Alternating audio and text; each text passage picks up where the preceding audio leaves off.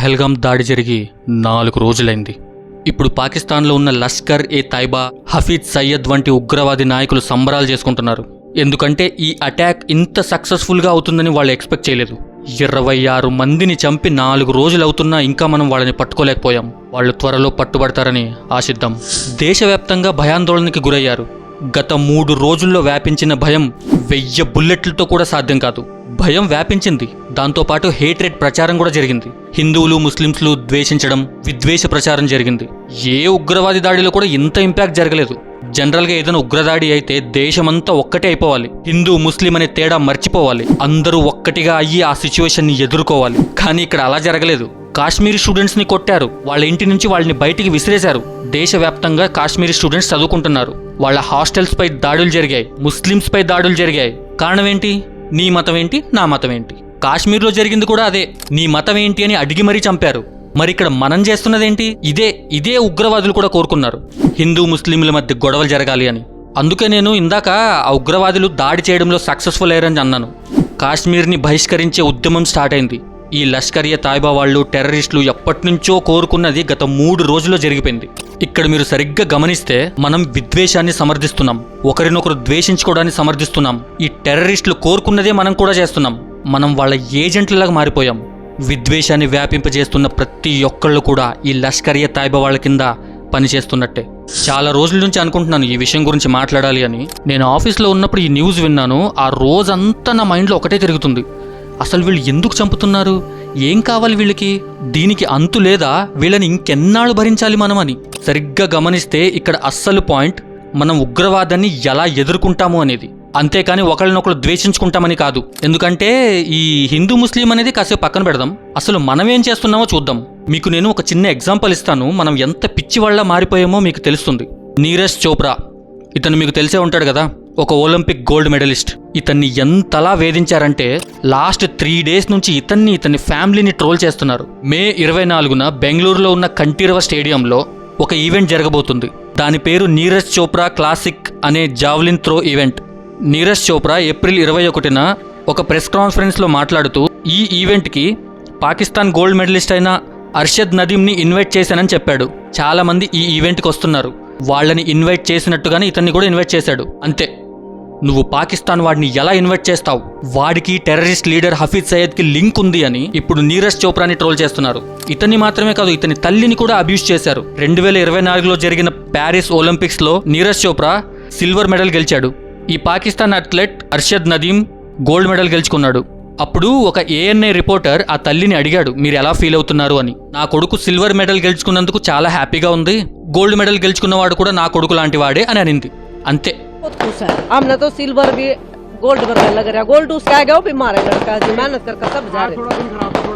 ఎప్పుడో సంవత్సరం క్రితం అన్న మాటకి ఇప్పుడు ట్రోల్ చేస్తున్నారు.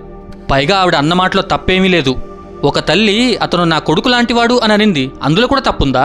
మీ తల్లి కొడుకులు ఆ పాకిస్తాన్ వాళ్ళని సపోర్ట్ చేస్తున్నారు అని 3 డేస్ నుంచి ట్రోల్ చేస్తున్నారు, హేట్ చేస్తున్నారు, చాలా వేధిస్తున్నారు. దీనికి నీరజ్ చోప్రా రెస్పాండ్ అయ్యాడు ఎక్స్లో. అతను ఏమన్నాడంటే, ఇంత పెద్ద దాడి జరిగిన తర్వాత ఆ పాకిస్తాన్ అథ్లెట్ ఈ ఈవెంట్లో పార్టిసిపేట్ చేయడం అనేది అవుట్ ఆఫ్ ది క్వశ్చన్. నా దేశమే నాకు ఫస్ట్ ప్రయారిటీ. నన్ను, నా ఫ్యామిలీని ట్రోల్ చేయడం నాకు చాలా బాధగా ఉంది. నా చుట్టూ మీడియా ఫాల్స్ నెరేటివ్ క్రియేట్ చేసింది. మేము కూడా సామాన్య ప్రజలమే. ఈరోజు నా తల్లిని కూడా వదలకుండా ట్రోల్ చేస్తున్నారు.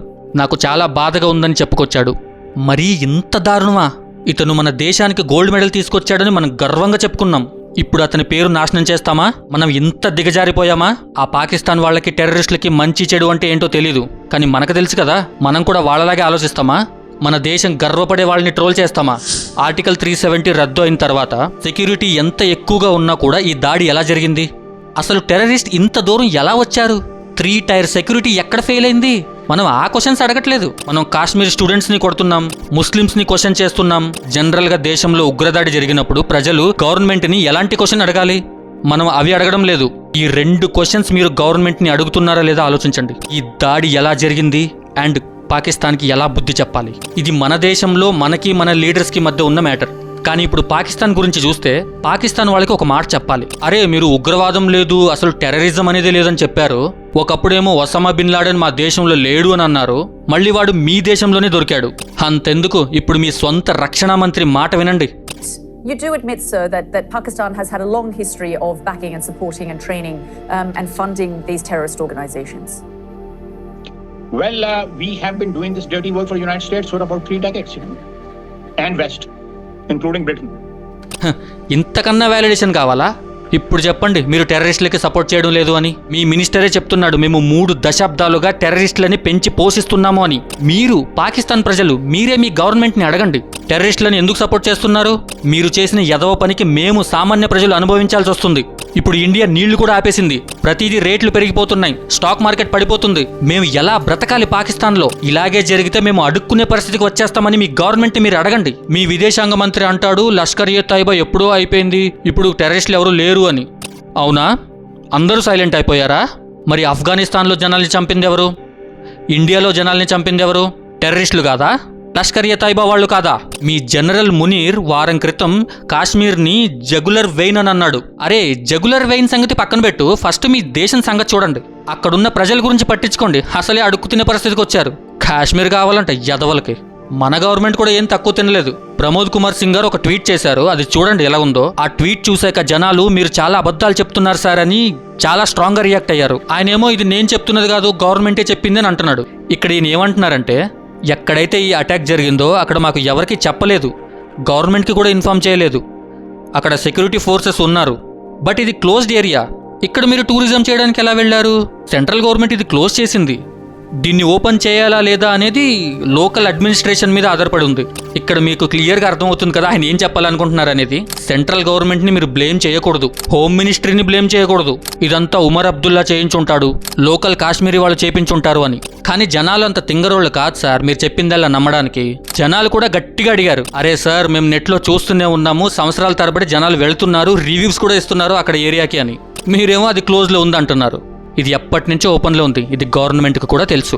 సరే సార్, ఒకవేళ సపోజ్ ఎవ్వరికీ తెలియకుండా ఇన్ని రోజులుగా ఇన్ని సంవత్సరాలుగా ఆ ఏరియాని ఓపెన్ చేసుంటే కాశ్మీర్లో సెక్యూరిటీ ఏం చేస్తుంది, ఇంటెలిజెన్స్ ఏం చేస్తుంది? అంత వీక్ అయిపోయిందా మన security?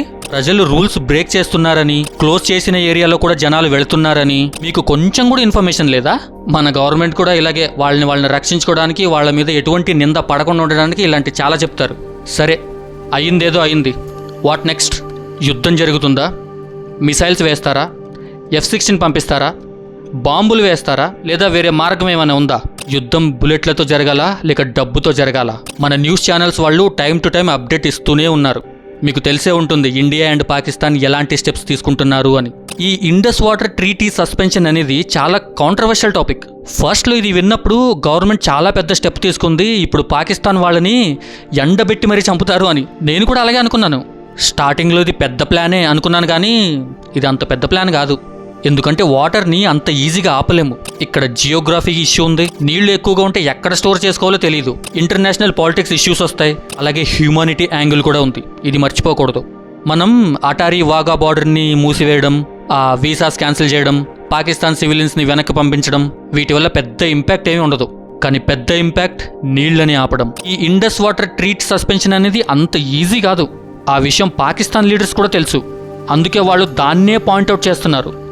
Sir, Saima Shabir from Arab News. Sir, मेरा सवाल सिर्फ इतना सा है कि एलामिया में ये कहा गया है कि अगर भारत ने पाकिस्तान का पानी बंद करने की कोशिश की या इस किस्म की कोई हरकत भी हुई तो पाकिस्तान उसका फुल फोर्स के साथ जवाब देगा। इसको थोड़ा सा इलेबोरेट कर दे, क्या पाकिस्तान अटैक कर सकता है इंडिया पे अगर पाकिस्तान का पानी बंद किया गया या उसको डाइवर्ट किया गया? Thank you. देखिए, एक तो ये है कि हमने भाई इनका जवाब दे। एक तो ये है कि हमने कैटेगोरिक लिखा है, मैं एलामिया को मैंने रिपीट नहीं किया, को आपके पास कॉपीज पहुंच चुकी हैं पूरी प्रेस के साथ, हमने एडवांस उसको फौरी तौर पर रिलीज कर दिया। It will tantamount to an act of war. It will tantamount to an act of war. అంటే ఏంటి? ఇప్పుడు నీళ్లు ఆపితే యుద్ధం చేస్తారా? యుద్ధం అంటూ వస్తే పాకిస్తానే లేకుండా పోతుంది, అది వేరే విషయం. ఇక్కడ ఫ్యాక్ట్ ఏంటంటే ఏదో గేట్లు వేసినంత మాత్రాన నీళ్లు ఆగిపోవు. రేపొద్దున వర్షాలు వస్తే, ఎక్కువ నీళ్ళు వస్తే ఏం చేస్తారు? దానికి ప్రాపర్ డైవర్షన్ అనేది క్రియేట్ చేయాలి. ఒకవేళ మన గవర్నమెంట్ ఇది చేసినా కూడా, నీళ్లు డైవర్ట్ చేసినా కూడా మనకి ఇంటర్నేషనల్ సింపతి తగ్గిపోతుంది, సపోర్ట్ తగ్గిపోతుంది. ఎందుకంటే మనకి హ్యూమానిటీ వాల్యూస్ తెలీదు అని అనుకుంటారు. ఇక్కడ మన స్ట్రాటజీ ఎలా ఉండాలి అంటే, అక్కడ గవర్నమెంట్ మీద దెబ్బ కొట్టాలి, సివిలియన్స్ మీద కాదు. ఎందుకంటే ఒకవేళ సివిలియన్స్ మీద దెబ్బ పడితే అక్కడున్న గవర్నమెంట్ ఈ టెర్రరిజంని ఇంకా పెంచే ఛాన్స్ ఇచ్చిన వాళ్ళం అవుతాం. మరి ఇప్పుడు మనం ఏం చెయ్యాలి? ఎందుకంటే పాకిస్తాన్ కూడా చాలా యాక్షన్స్ తీసుకుంది. ఇండియన్స్ వీసా క్యాన్సిల్ చేసింది, షిమ్లా అగ్రిమెంట్ హోల్డ్ చేసింది, పాకిస్తాన్ వాళ్ళ ఎయిర్ స్పేస్ని క్లోజ్ చేసింది. కానీ ఇప్పుడు మనం ఏం చెయ్యాలి? మీరు చూసే ఉంటారు సోషల్ మీడియాలో ఈ మిలిటరీ జనరల్ కానీ పైలట్స్ కానీ వీళ్ళందరూ ఆల్రెడీ చెప్తున్నారు ఈ పాకిస్తాన్ని లేపేద్దాం, చంపేద్దామని. ఏమవుతుంది? 2 బాంబులు వేసేద్దాం, మొత్తం లేపేద్దాం అంటున్నారు. ఇజ్రాయెల్ చేయట్లేదా, రష్యా చేయట్లేదా అని వాళ్ళ ఎగ్జాంపుల్స్ ఇస్తున్నారు. బార్డర్లో ఇంకా యుద్ధం స్టార్ట్ అవ్వలేదు కానీ సోషల్ మీడియాలో ఆల్రెడీ యుద్ధం స్టార్ట్ అయిపోయింది. ప్రతి ఒక్కళ్ళు యుద్ధం జరగాలి, పాకిస్తాన్ని లేపేయాలి. నాకు కూడా చాలాసార్లు అనిపించింది లేపేయాలి నా కొడుకులనని. అందుకే ఇక్కడ నేను చెప్పేది ఏంటంటే పాకిస్తాన్ వాళ్ళని దెబ్బ కొడదాం. జీవితంలో ఇండియా గురించి ఆలోచించాలన్న ఉచ్చ పడిపోలే నా కొడుకులకి, అలా చేద్దాం. కానీ బాంబులు వేసి బుల్లెట్లు కాల్చి ఎన్నాళ్ళు చేయగలం? మనం ఎకనామిక్గా ఎదగాలి. ఫస్ట్ పాకిస్తాన్ ఎకనామిక్ మీద దెబ్బ కొట్టాలి. సో ఇక్కడ మనం అర్థం చేసుకోవాల్సింది ఏంటంటే పాకిస్తాన్కి ఇండియాతో అసలు ప్రాబ్లం ఏంటి అని. చాలామంది అనుకుంటారు కాశ్మీర్ వీళ్ళ ప్రాబ్లం అని. కాశ్మీర్ వీళ్ళ ప్రాబ్లం కాదు. జస్ట్ మీరు ఆలోచించండి, ఒకవేళ ఈ కాశ్మీర్ ప్రాబ్లం సాల్వ్ అయిపోయిందని అనుకుందాం. దీనివల్ల పాకిస్తాన్కి మనకి ఉన్న ప్రాబ్లమ్స్ ఏమైనా తగ్గిపోతాయా? ఇంకా పెరిగే ఛాన్సే ఉంటుంది. పొలిటికల్ పరంగా, మిలిటరీ పరంగా, సెక్యూరిటీ పరంగా సాల్వ్ అవ్వదు. మీకు ఒక వీడియో చూపిస్తాను చూడండి. క్రిస్టిన్ ఫెయిర్ అని ఆవిడేం చెప్తుందో చూడండి. Not even remotely considered abandoning its revisionism. In recent decades, its revisionism has actually expanded. It's not just about Kashmir anymore. So in other words, if the border ferry came down and said, here's a territorial dispensation that you can both live with, go forth and prosper, Pakistan would still be a menace. ఒకసారి మీరే ఆలోచించండి, ఈ కాశ్మీర్ గొడవ solve అయినా సరే terrorism అనే ప్రాబ్లంని roots నుంచి తీసేయడం అనేది జరగదు. ఇప్పుడు ఇండియా సరైన స్టెప్ తీసుకోకపోతే అది ఎప్పటికీ సాల్వ్ అవ్వదు. ఎందుకంటే టూరిస్టులను చంపడం అనేది జస్ట్ కోఇన్సిడెన్స్ కాదు, ఎప్పటి నుంచో ప్లాన్ చేసి మరీ చంపారు. ఇన్ని సంవత్సరాలుగా మీరు టూరిస్టులు ముట్టుకోలేదు, మరి ఇప్పుడు ఎందుకు? ఎందుకంటే టూరిజం వల్ల అక్కడ ఇన్కమ్ చాలా వస్తుంది. 7,500 కోట్లు వస్తుంది రెవెన్యూ. మన దేశానికి ఇంత ఇన్కమ్ వస్తున్నప్పుడు కాశ్మీర్కు వెళ్ళకండి, అక్కడ టూరిస్టులు ఎవరు వెళ్ళకండి అని ఎవరైతే స్ప్రెడ్ చేస్తున్నారో వాళ్ళందరూ ఈ లష్కర్ ఏ తైబా వాళ్ళకి, టెర్రరిస్టులకి సపోర్ట్ చేసిన వాళ్లే అవుతారు. ఈ టెర్రరిస్టులకు కూడా అదే కావాలి, మన ఇండియా ఇన్కమ్ తగ్గిపోవాలనేదే వాళ్ళ ఆలోచన. ఇక్కడ గవర్నమెంట్ ప్రజలకి ఏం చెప్పాలంటే టూరిస్టులు కాశ్మీర్కి రండి, మేము డిస్కౌంట్ ఇస్తాం, మీ సేఫ్టీకి మేమున్నాం, మేము చూసుకుంటామని చెప్పాలి. ఫస్ట్ ఇప్పుడు ఏం చేయాలంటే కాశ్మీర్లో సెక్యూరిటీ లోపం జరిగిందని ఫస్ట్ ఒప్పుకోండి. మన బార్డర్ సెక్యూరిటీలో లేటెస్ట్ టెక్నాలజీ ఇంప్లిమెంట్ చేయండి. ఇంత పెద్ద పెద్ద మాటలు చెప్తారు, మన బార్డర్ సెక్యూరిటీ చాలా స్ట్రాంగ్గా ఉంది, మనం చాలా సేఫ్గా ఉన్నాము అని. తీరా చూస్తే వాళ్ళు వచ్చి మన బీఎస్ఎఫ్ జవాన్ని ఎత్తుకెళ్ళిపోయారు. వాళ్ళు ఎలా తీసుకెళ్ళిపోయారు అతన్ని? మన సెక్యూరిటీ ఏం చేస్తుంది అసలు? ఇక్కడి నుంచి ఒక వ్యక్తిని కిడ్నాప్ చేసి తీసుకెళ్లిపోయినా కూడా మనకు తెలీదు. అక్కడి నుంచి టెర్రరిస్టులు మన ఇండియాలోకి వచ్చినా కూడా మనకు తెలీదు. ఇక్కడ నుంచి బంగ్లాదేశ్ వాళ్ళు వచ్చేస్తున్నారు, ఇక్కడ నుంచి పాకిస్తాన్ వాళ్ళు వచ్చేస్తున్నారు, టెర్రరిస్టులు వచ్చేస్తున్నారు, అయినా సరే మనకి ఏం తెలీదు. టెక్నాలజీ సరిగ్గా యూజ్ చేస్తుంటే మనకి ఇప్పుడు ఇలాంటి పరిస్థితి వచ్చేది కాదు. ఫస్ట్ అది ఇంప్లిమెంట్ చేయాల్సిన అవసరం ఉంది. టెక్నాలజీ ఎక్కువగా ఉన్న దేశాలు మీరు చూసుకుంటే వాళ్ళు ప్రపంచాన్ని ఎలా ఏలుతున్నారు అనేది మీరే చూడొచ్చు. మన దగ్గర చాలా న్యాచురల్ రిసోర్సెస్ ఉన్నాయి, వాటిని మనం సరిగ్గా యూజ్ చేయట్లేదు. మీరు చూసుకుంటే న్యాచురల్ రిసోర్సెస్ ఉన్న దేశాల్లో మన దేశం టాప్ 5th ప్లేస్లో ఉంది. కానీ వాటిని యూజ్ చేసి రెవెన్యూ జనరేట్ చేసే దాంట్లో లాస్ట్లో ఉంది. మనం రిసోర్సెస్ మీద సరిగ్గా ఫోకస్ చేయలేకపోయాం. అదే సరిగ్గా జరుగుంటే మనకి ఇప్పుడు ఇలాంటి పరిస్థితి వచ్చేది కాదు. మనం చెప్పుకుంటే సరిపోదు మన జీడిపి వరల్డ్లో నంబర్ 3 ప్లేస్లో వచ్చేస్తుంది అని. వాడండి మీ ఎకనామిక్ మైండ్ వాడి పాకిస్తాన్కి ఏ దేశాలైతే సపోర్ట్ చేస్తున్నాయో వాళ్ళని కంట్రోల్ చేయండి. ఫస్ట్ పాకిస్తాన్కి ఎటువంటి గూడ్స్ కానీ టెక్నాలజీ కానీ సప్లై చేయకుండా వాళ్లతో డీల్ కుదుర్చుకోండి. పాకిస్తాన్ని చాలా రకాలుగా దెబ్బ కొట్టొచ్చు. వాళ్ళ మీద బాంబులు వేయడం వల్ల మనకి ఎటువంటి లాభం ఉండదు.